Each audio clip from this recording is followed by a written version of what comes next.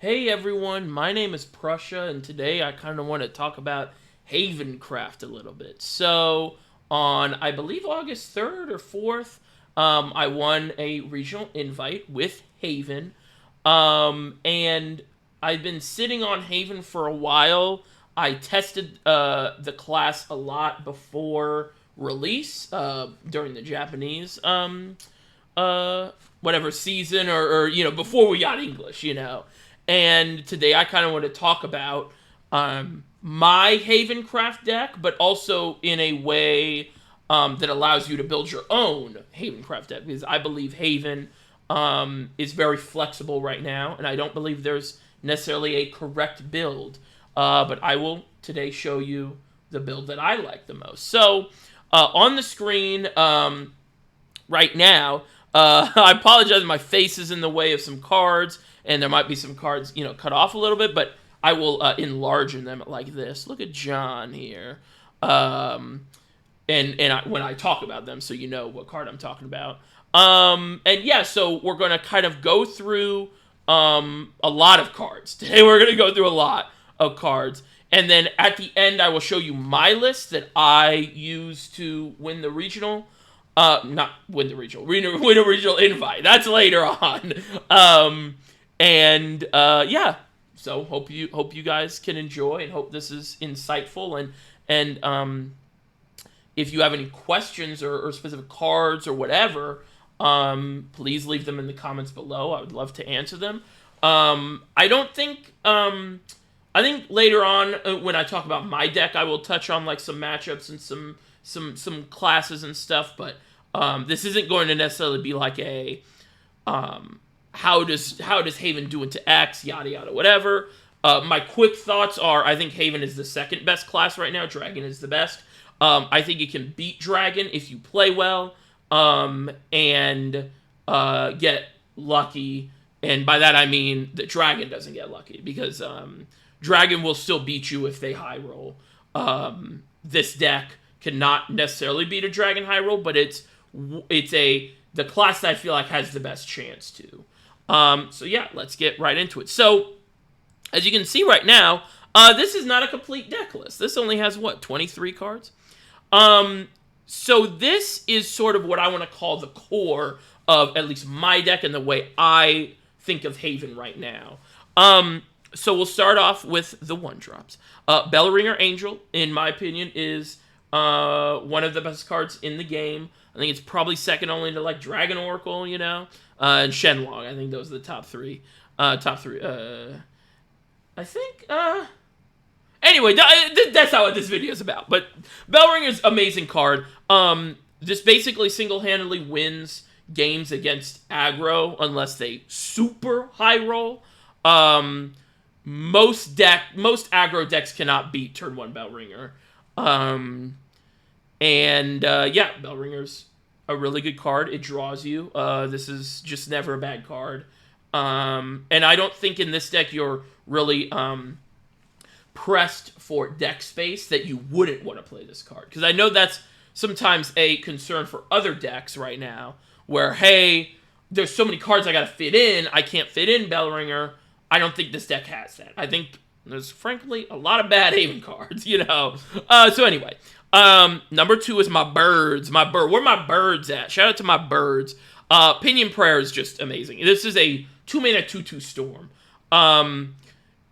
that you can also develop on 1. This card is so insane. This is one of the best Havencraft cards in the entire game. I think a lot of people might kind of think Haven is this control archetype, and they see a 2-mana 2/2 storm, and they're like, I don't know, I don't want to be, but like, it's any deck would want to play a 2-mana 2/2 storm that can develop early and has the amulet synergy, right? So your Holy Sentinel, which we'll talk about later, you can crack it, whatever. Get your birds, get your tigers.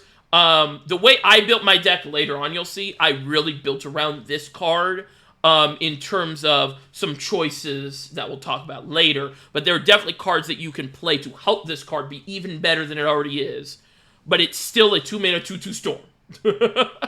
So this card's amazing. Sacred Plea, obviously, draw card. Don't really need to say much about it. This is just 1 mana draw. Can develop it early for your early Holy Sentinel plays. I know a lot. I guess we'll talk about that card later, but this card existing and being a 3 of in every Haven deck is why I don't like another card later on, because I think this lets you easily set up and crack your or be able to play Holy Sentinel on 5 and crack your Sacred Plea that you develop early, draw your card, get a Tiger, yada yada. I don't think missing the second draw is too big of a deal because it costs 2. If it costs like 1, then yeah, you probably wouldn't want to do that. But the fact that it costs 3 total, 2 after you play it, to draw cards, I'm fine just going for the free crack. Drawing a card and getting my Tiger. Next card. This might be the first, like, some people, I don't know, might have not seen it yet. I think in my area, I don't want to say I started playing this card, never would, but I've been playing it for a while. I think after a long time, I think a lot of people are on this card, at least in my area. Definitely, I'm not the first discoverer of this card in any way, but Guardian Nun is amazing. This card is so amazing. I already said that. 3 mana, 3/3 ward on base that can evolve into a 4/4 that heals you. Oh, I don't have my evolved deck, Zam. Can I just add it? Let me just. That was silly of me. That evolves into a 4/4 that heals you for 2. Is really good, and of course it gains 1 health on when you have an amulet on the field. So early game, this card is so amazing. Early game, you go like, for example, so you go turn 1. I don't know, Sacred Plea. Like here's the example: turn 1 Sacred Plea, turn 2 bird, crack the bird, swing in for 2. Turn 3, you play your 3/4 ward. Your bird is behind a ward. Your bird is gonna start getting a lot of hits in. Obviously that's perfect scenario. Yada yada. This card is amazing going second. This card plus Bellringer Angel is a reason why, again, unless they are winning the lottery, unless they got the Powerball ticket, aggro's not going to beat you with Bellringer and freaking Guardian Nun. All the names are very similar in this class. Guardian Nun, Defender Nun, Guardian whatever. Anyway. So yeah, Guardian Nun is amazing. Definitely should play her at 3. I would. I should talk about that. A lot of these cards I would be playing at 3, except we'll get down to Themis Decree. These are the core cards, of course. But I do like almost all of these cards at 3. So we'll head on to the next one, John. I should have added her into the Evo deck when I just did that on Guardian Nun. But anyway, John, your 4 mana 3/4, deal 2 damage on play, Evo for 2, and her evolve is super crazy. Her evolve is deal 2 damage to each enemy follower. So that's the same effect again. So you're basically doing 4 AoE total, and then you give all your followers plus 2 health. This is such a big deal. This has come up so much. The plus 2 health puts so many followers out of reach of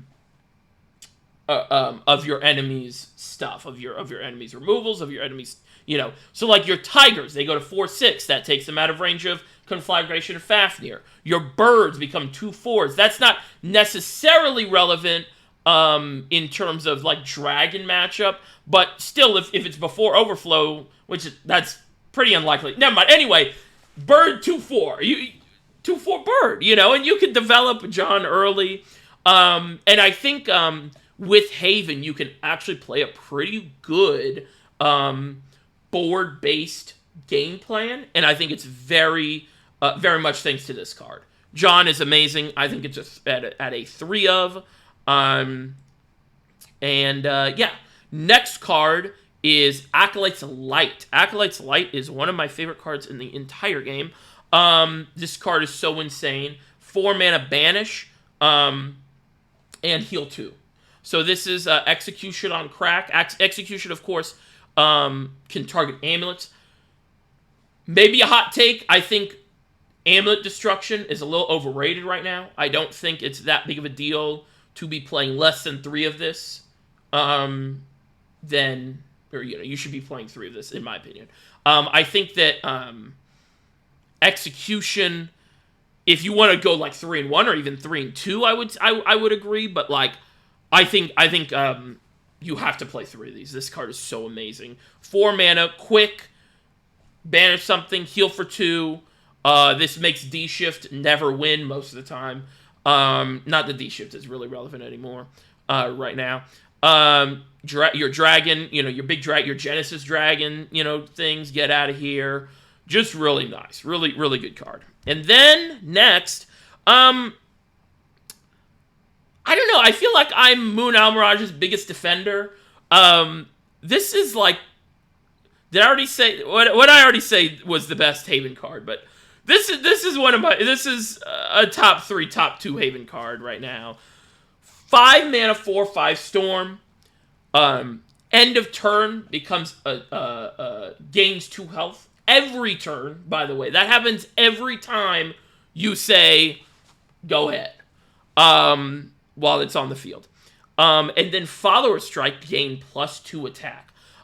So basically, in scenarios where you played and hit the face, it's gonna be a 4/7 end of turn. And then in scenarios where you have to kill something, it's a 6 attack thing. And if it survives, which is probably unlikely with a 6 health thing or needing to swing into a 6 health thing, it goes up to, let's say it takes 4 health, goes up to 6/3 for 5. I just love this card, man. I love this card. This card is so flexible. It's a immediate threat on board that also swings into something, and or it can either swing into something or face. And then if it's not answered, it just keeps ramping up and up.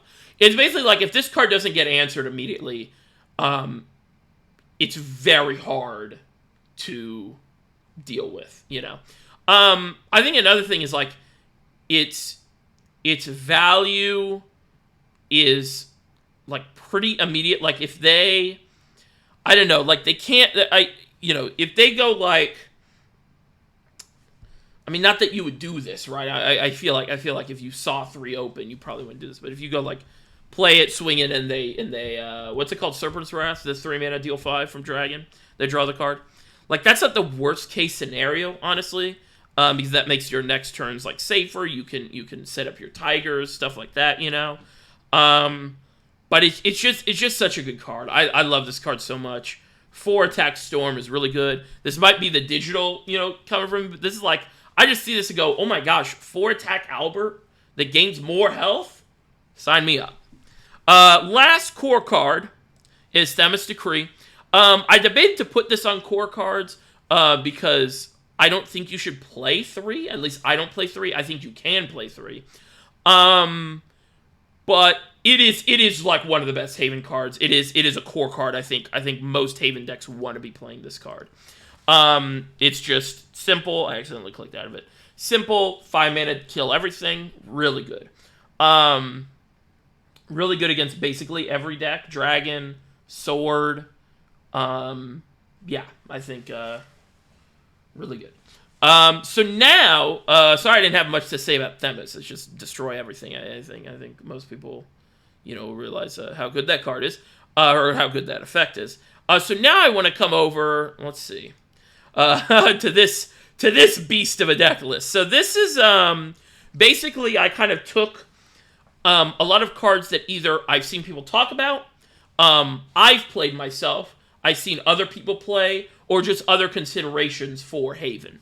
So number 1, first I'm going to kind of go in order of like, this is relevant, I want to talk about this the most, and then I will kind of go down from there, right? So I think number 1, of course, is like Holy Sentinel. I personally actually don't think Holy Sentinel is like a core card, mostly because I've played versions without Holy Sentinel where it's like a more of a board based game plan.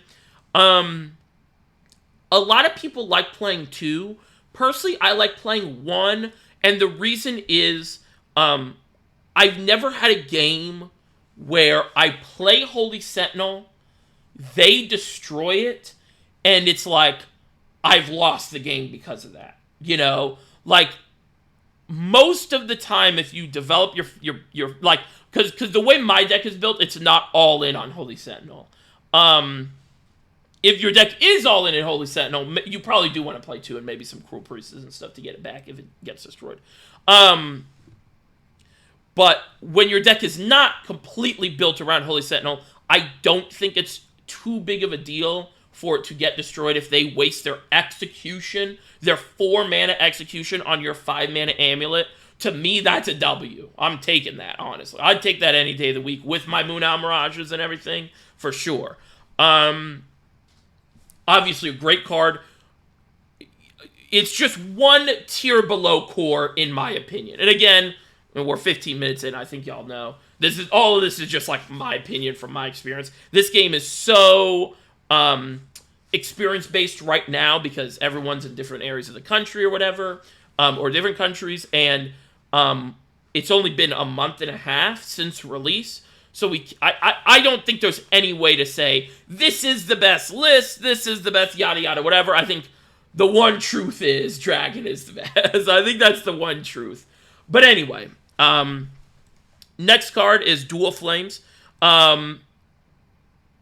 So to kind of do my tiers, I think Holy Sentinel is like that right below the core tier. And then this next tier that I'm about to talk about is right below Holy Sentinel.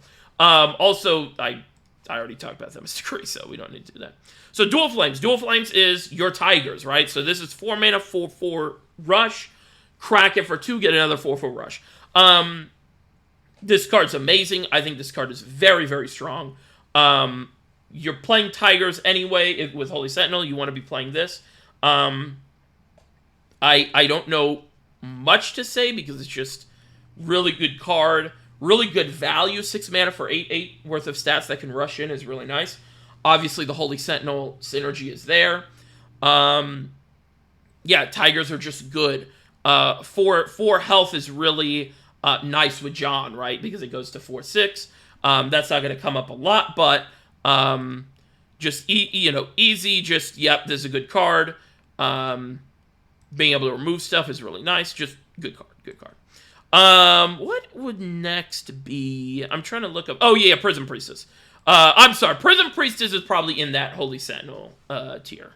Prison Priestess is definitely in that Holy Sentinel tier. The reason I don't have it at core, again, this is like the tier right below core, is because I think in a world where you aren't playing any amulets besides your birds and your Sacred Pleas, you probably don't really want to play this, and even then, you probably still do. There's probably a big consideration to play this. But again, it's an arbitrary, whatever, list, core, what's not core. You're going to be playing this almost 100% of the time unless you're completely memeing. Which is what I was doing with Flaming Glass. But anyway, so Prison Priestess is your 1 mana 1/1, can evolve for 2 into a 2/2 that searches any amulet. This is not evolved deck. This is evolved deck. Searches any amulet and put it in your hand. So, if you're playing amulets, this is amazing. I mean, this is your Holy Sentinel's tutor. This is your Dual Flames Tigers tutor. This is your other gimmicky stuff we might talk about tutor. This is also your PTP tutor. But yeah, Prison Priestess is really good. Is that, let me just peruse here. I think that might be, okay, so that's like that tier. So yeah, okay, so now we're talking about our Dual Flames tier. So what else is in Dual Flames tier? I think, yeah, so Black Inscripture is your 2 mana quick banish something below 3. I like this card, but in my opinion, it's only truly good against like aggro. And I feel like this deck beats aggro pretty well anyway, so I don't think this is like a necessary card to put in. And I would, we'll talk about these two cards in conjunction. Cudgel. This 3-mana 3/3 on evolve. It becomes a 4/4 and banishes something below 3, like Black Inscripture. I would say it's the exact same thing as Black Inscripture. However, it's way better in the early game, right? A big body in the early game. But it still has the same thing where it's below 3 health. Most of the dragon stuff's not going to be below 3 health later on in the game. And also, I'm not truly a fan of how much Evo space, Evo deck space this card takes up. So I'm not like extremely high on this card. I think this card is obviously very good, and it's one of those cards where, hey, I'm kind of talking about Black Inscripture and Cudgel in conjunction right here when I'm talking about this, but if you have a lot of aggro in your area, in your locals, you're playing these cards. You know, that's not even a question. But for me, and I think what would be like the I don't know what you want to say, but like Dragon, these two cards I don't think are good against Dragon really at all, except for the early game, but you're not really playing for the early game much against Dragon, I feel like. So yeah, that's Cudgel and Prism Priestess. Or Cudgel and Black Inscripture. Let's see, what else? I guess we can talk about Cruel Priestess. So Cruel Priestess is a card, I'm very down on this card. I've tested this so much before the game came out.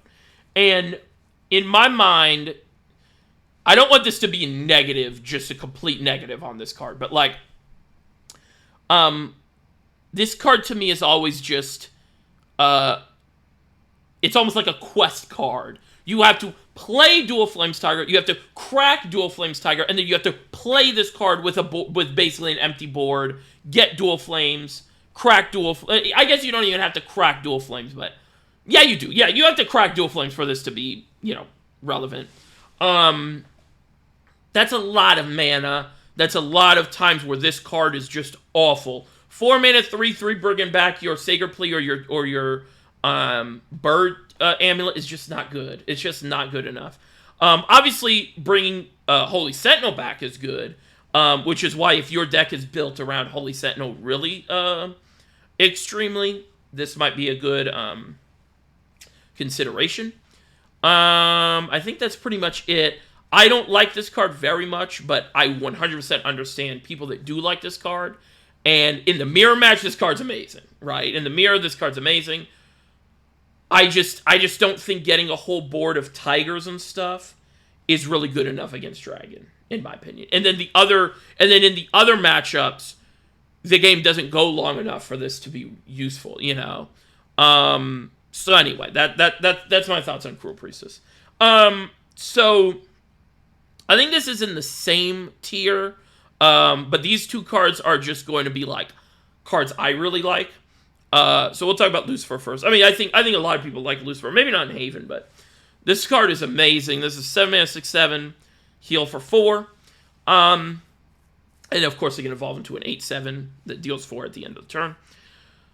I've seen a lot of people say, and again, this is just my opinion, I've seen a lot of people say they don't like this card because it dies immediately or just gets killed. I don't think that's that bad or like necessarily a negative because it has an immediate effect before they can kill it, right? If you play this for 7, end of turn you get you heal 4. And then if they want to spend 4 mana to kill Lucifer, I'm fine with that because I made them use one of their hard removals, or let's even say like Dragon if they want to spend their Serpent Wrath, or is that what it's called? The 3 mana deal 5 and a breath. Honestly, I'm fine with that because I've already healed the 4, right? This card, like I think a lot of, and again, I'm not saying this is like the best card in the game or anything. I think there are some downsides to it, but it is leaning towards that like, oh, it dying to removal equals bad. I don't think it's bad because it dies to removal, basically, you know. And I think having a big threat that can kind of almost like bait your opponents into like if like bro, if you use your execution, I got Moon Almirage in hand, I'm going. I'm max chilling, you know. That's my thoughts on it. I've also won so many games where I'm just so ahead on tempo with my birds and my guardian nuns and my John and stuff that I can just play this Evo and I deal 4, and if they can't answer it, I just win the game, you know. And if they do answer it, that's fine. They had to spend 4 mana from their turn to not lose the game. My opinion, I think that's pretty good. The way my deck is built, I think that's pretty good. If you're playing a huge heavy control list, I could see where that wouldn't be that good. But that's just my opinion on Lucifer. Next one is my baby girl, Gabriel. Gabriel, I love this card, man. I love this card in Haven, man. Making your bird 6/5, making any tiger that stays alive an 8/7, making your big Johns a 8/8, making anything that already got buffed by John even bigger. I love this card so much. I think this card's amazing. I also think and this is a little gamesmanship, whatever. I think in the format we're in, where it's best of 1, not best of 3, you can really surprise people on turn 6 Gabriel. Like, I really like cards that basically make it hard to predict damage that's going to happen to you, or to your opponent, basically, right? So, like, if they know you have Gabriel, or if they don't, you know, they might play around. You know, Gabriel's kind of a rare card, / like, not something you can always play around, but it, I really like the ability to just go, oh, he left my he left my Prism Priestess up, he's gonna take 5 next turn, and I warded up, you know, like stuff like that. I really like. Yeah, I think Gabriel's just a very good card. Did we talk about execution? I think we talked about execution. Yeah, we basically talked. I just don't value Amulet Destruction very well, but hard removal. If you want like 5 hard removals, then yeah, put 2 of these in. But I would never play less than 3 Acolyte's Light. That's my opinion. All right. I think we can go to the next tier now. Let's see, what would the next tier be? Okay, so next tier is cards that I personally don't like / aren't good enough. Oh, no, I'm sorry. We're not going to the next tier yet. Let's talk about PTP. Let's talk about Path. So Path, spoiler alert, I'm playing one of these cards in my deck. One of in my deck. I like that it's searchable by Prism Priestess, and the only reason I'm playing it in my deck is because I've lost a couple games now to Dragon where I'm winning, and then they just refuel their hand with PTP or something else, and I'm out of resources. And if they didn't draw PTP, I should specify, if I didn't run out of the resources to contend with his stuff, I probably would have won the game.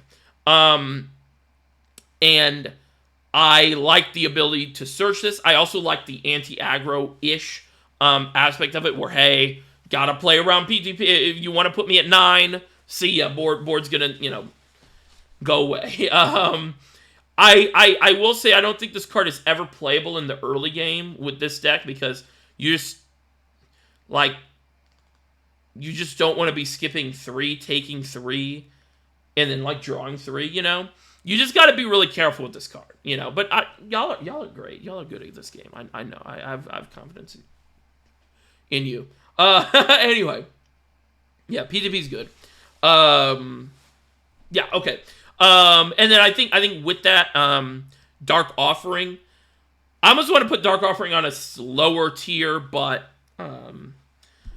I think for as many PTPs as you're playing, you should play as many of these cards, because there's so many matchups. The amount of matchups where PTP AoE matters, same amount where it doesn't matter, you know. And sometimes you just want to go, okay, hey, see ya, heal me back, draw me another card. I guess it's just cycle, but really like that. When I was playing this card, Doc Offering, I actually never really drew PTP, and there were a few times where I they would swing into something, and then I just Dark Offering it, heal, draw a card, and we were golden because I had Themis in hand or something, Pretty okay card. Pretty okay card. I don't think it's too good. And I definitely wouldn't consider playing it if I wasn't playing PTP. But that's just the way my deck is built, because I think if you are like a super tiger, Holy Sentinel guy, I don't know. Would you want to like kill your tiger for 3 healing and a draw? I don't think so. So yeah, I don't know. I in this deck, I don't like the idea of killing your own stuff. But if you have to have it because you're playing PTP, you can. All right. Not in the next year. So I think, yeah, we'll talk about. Okay, so Curate. I'm really not a fan of Curate. I'm very down on Curate. I think Curate is I don't know. Is it overrated? I guess. I mean, because this is a card that's it heals you for 5 and draws, and it's almost like a discount Shenlong, right? The reason I don't like this card is if you're in a scenario where you can play 6 mana 5/5, do nothing, because healing 5 is not that big of a deal if you don't do anything else on your turn.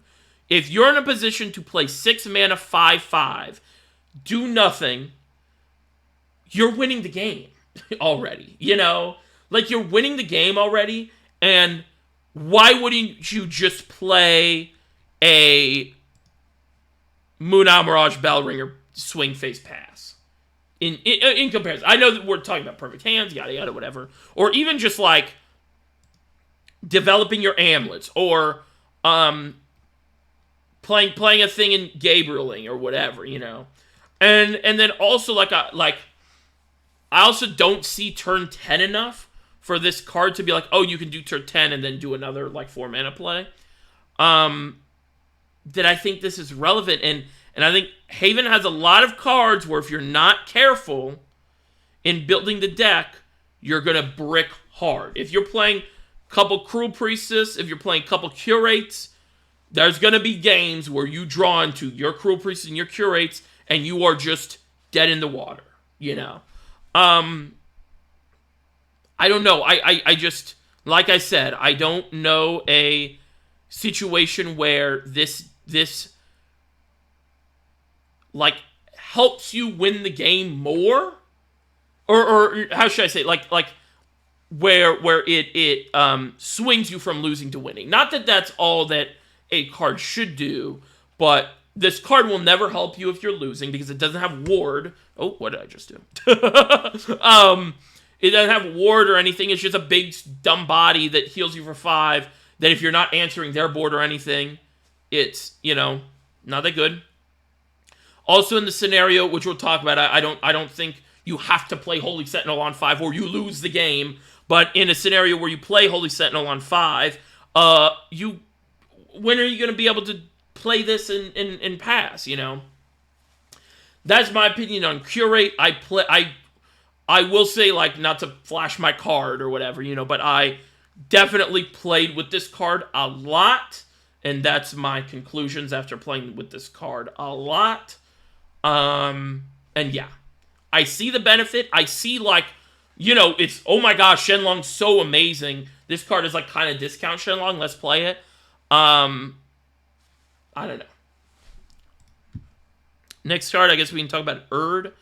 I think with Haven, with Erd, Haven, you just have so many other cards that are better that it's I would still probably play Executions over Erd, in my opinion. I just think it's a case of she has too much competition, especially in the 4 hole. in the 4-drop spot. Yeah, I'm Erd. You know. All right. Am I missing? Oh, I guess. Okay. Is it time? Is it time? All right. Skill Feign.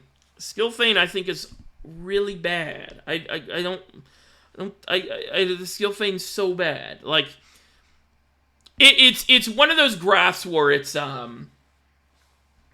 where it's like lowest level player. I shouldn't say lowest level player. That doesn't sound good. But like, someone's like new player. Oh my gosh, Skill Feign is so good. Yeah, Skill Feign is so good.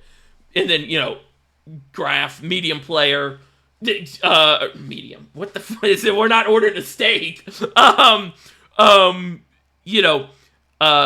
Skill Feign is so bad. And then you go back down to, maybe Skill Feign's okay. No, I'm joking. Skill Feign's really bad.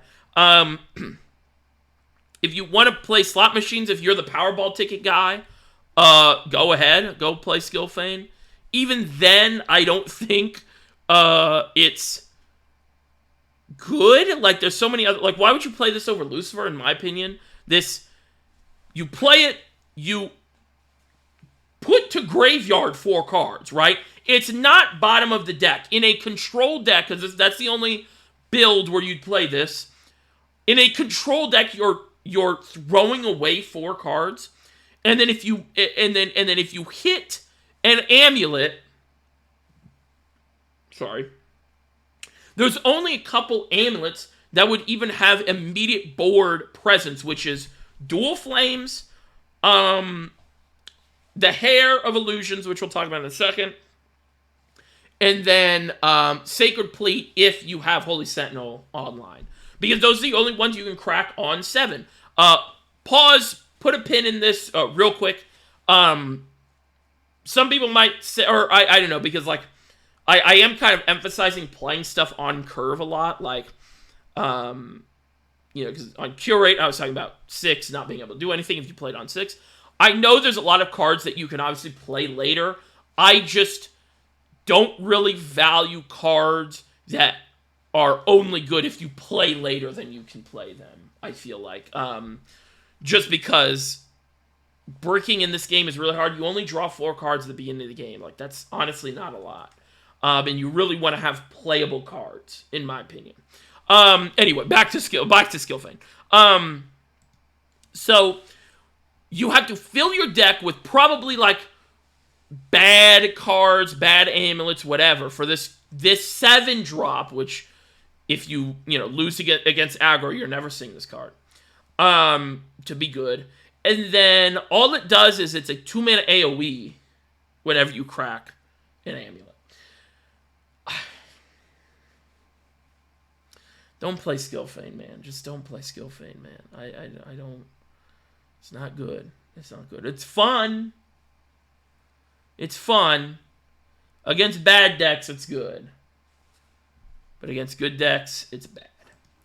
Alright, what have we not talked about? I think now that we've finished, like, the ones I really want to talk about, we'll just go in order of the ones I haven't talked about. So, I guess we'll start with some spicy Hair of Illusions. I, really don't like this card at all. I think in the super, super heavy Holy Sentinel, my entire game plan is around Holy Sentinel, this card's okay. But this is 0 mana do nothing, and in my opinion, you just do not see turn 10 enough for the turn 10 effect to matter, and I just would never play a card like this in my deck because it's just a complete dead draw unless you have exactly Holy Sentinel, which you had to draw a search for beforehand, and I really don't right now in the game I don't think tapping your opponent's stuff is that big of a deal. That you would play an entire card that does nothing else unless you have your other card in play. That's my opinion. If you're 3 Skill Feign, 3 Holy, or I don't know, you probably shouldn't play 3 Holy Sentinel. But if you're 3 Skill Feign, 2 Holy Sentinel, you're playing all the amulets gamer. Definitely, I see it because it's a 0 mana thing that can proc Holy Sentinel. But I also think Sacred Pleat does the job. Like I said earlier, this is kind of the card I was talking about when I was talking about Sacred Plea, is that the extra card draw from spending 2 more, in my opinion, is not that big of a deal compared to being able to play this early on in the game, get your amulet, like play your Guardian Nuns and get the extra health and stuff, your benefits from having an amulet on the field. Then you go turn 5 Holy Sentinel, crack this for free, get your Tiger, you're good, you're online, we're ready to pop, you know. I don't think, like, I'm fine doing that than playing a whole other awful card in my, awful strong, card I don't really like. Yeah, I shouldn't say awful, but card that I don't think is very good in your deck. Goblin is an amazing card. 1 mana 2/2. If you play it, like, probably should play in Haven, but if you get this card, if you like knew you were gonna get this card every turn, if you knew you were gonna get this card on turn 1 every single game, you would immediately play this. I also think there could be a build for like a follower heavy Haven, since John is so good and buffs your entire board and everything. And I feel like you could play some sort of weird aggro deck, maybe. But yeah, not worth it, obviously, but funny. Snake Baristas, really good 1-drop. Really, really, really, really amazing 1-drop. I think that right now we don't have a lot of builds where you would want to play this card. I played this in Flaming Glass. I think it was amazing. It did its job. Having extra wards in the early game with your bell ringers with this and stuff like that. So I'm going to take a sip of water. With your bell ringers with this, makes playing a turn 3 Flaming Glass pretty early. Or, pretty good. Or pretty safe. Yes, 1 mana 1/3 ward is like sneaky good, you know. Guardian Son, here we go. This is my baby. This is, I love this card. 1 mana, give something ward, your bird. Crack it for 2, give your bird +2/+2. Come on now.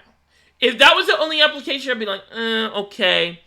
But then you can give Moon Owl Mirage +2/+2 and ward. You can give your Evoed Lucifer. This one doesn't. Yeah, this one, who cares? But giving your Evoed Lucifer ward, you know, who knows? Yeah, I like this card a lot. I like that it's an early amulet that you can play to, you know, have the amulet proc of your Guardian Nuns. I just think like 3 mana 2/2 give something ward is really nice, and it has the added benefit of being an amulet. So yeah. Manu, another sneaky good card. This just evolves into a 3/3, I believe. Let me just double check. Yeah, it just evolves into a 3/3.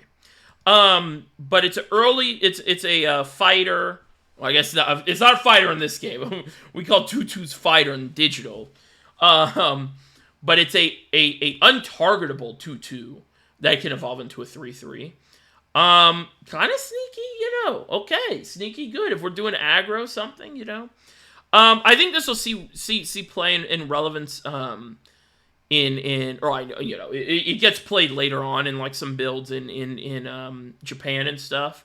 Some like aggro-ish builds, but you know, something to consider. Next, Temple Defender. I was super on Temple Defender early on, but then I realized Guardian Nun was better. I think if you are playing a very heavy Evo deck, I think this card does a similar thing to Guardian Nun. I still think Guardian Nun is worse, and you would rather like try to fit the Evo. Like, Guardian Nun Evo is better than a lot of the other Evos you could be playing, you know. But the dream scenario is you buff this with John. That's the dream scenario.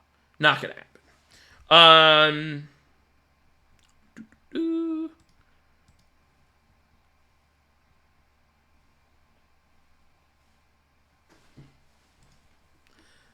And that's it. I thought there'd be another card after that, so I could like act like I wasn't gonna say anything about Wind God. But y'all, if y'all know, y'all know. Wind God is my baby. That sounds weird. Wind God is like a card I really like. I think if you're playing like a super heavy follower build, you know, 4-mana 3/5 has to be destroyed. Follow up with Moon Owl Mirage. But yeah, so that was my discussion of the cards. Let me just see if there's anything that I missed. Like, I'll just scroll through if there's anything that I missed I want to talk about. Cards I missed, I mean. Don't play Death Sentence, guys. Do not play Death Sentence. Death Sentence is so bad. This card is awful. This card sucks, man. Please. If, like, 3-mana do nothing. You can't play. There's only a certain amount of do nothing cards you can play right now in this game, you know. This is the card you play, and when you're playing against a good deck and you win, you're gonna think it's because of this. Or sorry, when you win and you're playing against a bad deck, you're gonna think it's because of this card. It's not because of this card. This card probably almost lost you the game. This card is awful. 3-mana, do nothing. Just play Execution, bro. You know, the Amulet Synergy is not worth it. You know, it's just not. I think actually this brings up a good thing about Holy Sentinel. Maybe I want to talk about that when I talk about my actual deck. But like, you do still have to remember they're only 4/4s. 4/4 is not that huge. Like, 4/4 is huge on the 5th 4/4, right? And they can't clear it. But on the 1st or 2nd 4/4, and they have not breathed or anything, it's not it's not super impactful. If you go like, oh, I'm spending my entire turn playing Holy Sentinel, and I do in some way or another crack and get my 4/4 Tiger Ward, it's still just 1 mana away from dying most of the time. Anyway, just wanted to like say that, you know. I think another reason why like I don't even know if you'd play this in like heavy skill feign decks, because like if you hit this, it still doesn't do anything. Anyway, all right.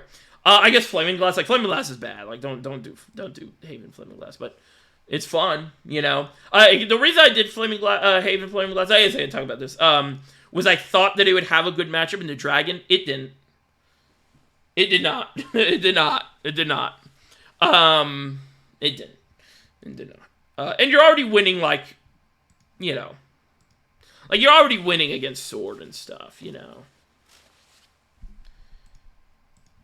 I always like Gilgamesh. 7-mana 6/6 Storm, it always sounds good to me. Alright, yeah, that's pretty much, Goblin Mount Demon is the greatest card in the entire game.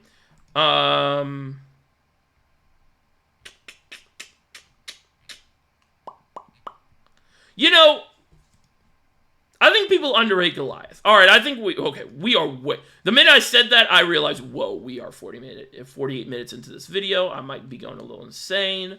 Yeah, okay. Let's talk about my deck. Oh,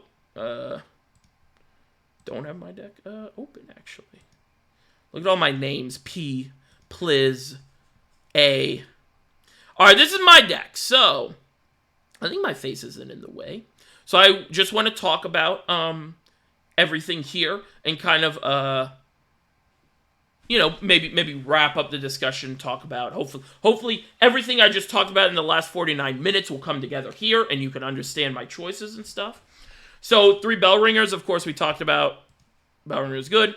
3 Prism Priestess, because I am playing Amulet stuff, so I'm playing the 1 Holy Sentinel, I'm playing the 3 Dual Flames, I'm playing my 3 Sacred Pleas, I'm playing my 3 Pinions, and I'm playing my 1 Guardian Sun, my 1 PTP. That equals to 12? Wait, hold on. 9. Yeah, 12 amulets that I can search for. Having the the know-with-all, having the knowledge of what cards to get and stuff from Prism Priestess is really important. I will say I'm not too big a fan of playing Prism Priestess for 3 and evoing it. Obviously, if that's your only play, you gotta. But it is pretty weak. It's basically setting up for, only, your next few plays. Most of the time you want to be searching for Holy Sentinel.